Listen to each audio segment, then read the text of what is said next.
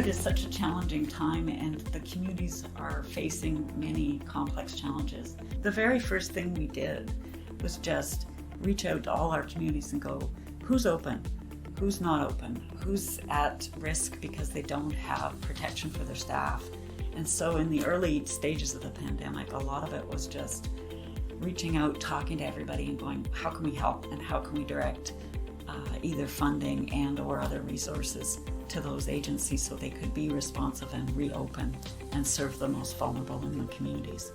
And obviously we've got growing homeless populations in most of our island communities. And so one of the key things we wanted to do was to keep COVID out of the homeless population, because we knew that would be a super spreader.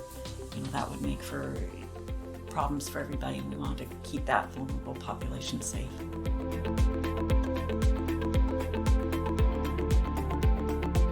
Just since March, we've been funding 126 organizations and 164 programs through our region. We know food security is an issue. We've had some of the food banks closed down.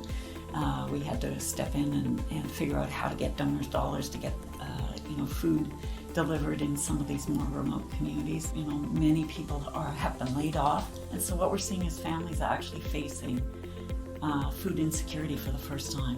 The mental health issue, vulnerable seniors, the teens, and young adults is certainly a big area that we're seeing a great need for mental health supports. We know we're seeing from point-in-time counts that United Way does in March, we're seeing an increase of absolute homelessness. What I'd like our donors to really understand is we're trying to move upstream to prevent people from being homeless. So if we can do rent supports, if we can help people prior to them becoming absolute homeless and having to go into shelters, that's key. Our real concern right now is we've been responsive both with the federal dollars and with our donor dollars this fall, but if we don't run a strong campaign this fall, many of those programs aren't going to be available next year. Tofino, Ucluelet, Howsett, all of the different small First Nations communities, they are really pulling together, and they have put in place a food distribution system.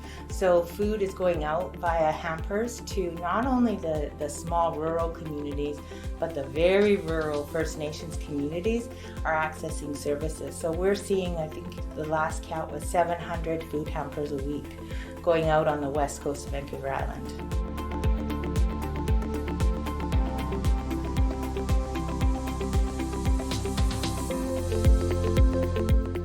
The need is huge in our communities through next year.